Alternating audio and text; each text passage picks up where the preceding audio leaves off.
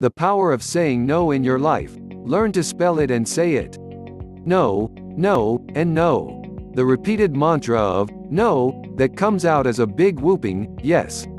Ever feel like you have been in this situation before? That is because you have. It's not something that comes and goes. Most of the time we are stuck saying yes to everyone around us. It doesn't matter whether we actually lose something by saying no, because you are going to keep on saying yes. Humans are social animals. So, the more we meet others, the more we want to interact with them. If we give them respect, we want respect. If we are going out of our way to help them, we want the same. But that doesn't mean that it is going to be reciprocated. We keep on giving. But in the end, we do not get all that we deserve. And it feels like we got the short end of the stick. But that's okay. Right? No, it is not right. Yes will not always suffice. Doling out a yes every time might feel great the first few times. But after a while, it starts to become an exertion. And we are prone to overexert, overthink ourselves. The first step to saying no, self-worth. Up till a certain moment in my life I used to say yes. I was a pleaser. Every time someone asked me to do something, I would utter a yes. Even if I didn't feel like doing it. Or I knew it would be difficult for me in the future. But that all stopped when I realized I could not keep everyone happy. If I waited for others' approval, I would not have been able to go anywhere. When I first started working, I used to do everything they asked of me. No matter how small or big the matter. You'd find me in that particular corner. I didn't apply anywhere for 2 whole years. Because I didn't want to disappoint the people that I had worked with. So, I stayed. But just one moment, I realized that I was worth so much more. And then I simply didn't care about anything. Realizing your self-worth is a big step into the unknown. Because saying yes and being run over feels familiar to us. Live your life for you, not for anyone else. Don't let the fear of being judged, rejected or disliked stop you from being yourself.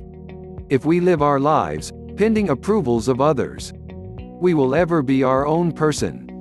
We would be giving the key to our happiness in others' hands. And that is simply not it. We have to give ourselves the confidence to step forward.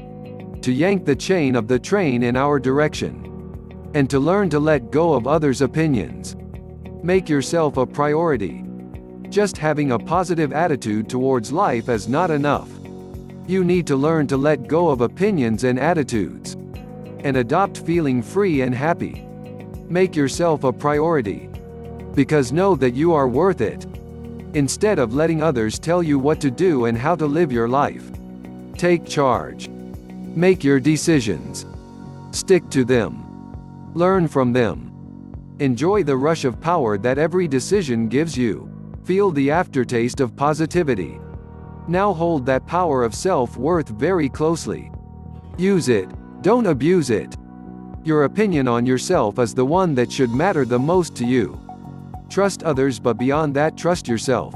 In making the right decisions, yourself in living your life, your way. And trust yourself making the rules. Don't depend on others' opinions about you, when you can depend on yourself. You are valuable and as important as anyone else. Raise your voice not to outraise others, but to let others know that you own a voice. And you know how and when to use it. Worth of saying no. Believe in yourself. The world is your oyster. If you don't feel like bowing down to others' opinions, don't. You don't have to lower yourself to accommodate others. Your values, truths, and beliefs are what matter the most. So, commit yourself to say no. You'll have to remember to stick by your decision as well. Don't let the doubt creep in your thoughts. Remember the feeling of saying yes, even when you didn't want to. Would later on giving excuses to get out of a commitment you didn't even want to be better than saying an outright no. I've made commitments before as well. So many that I have lost count.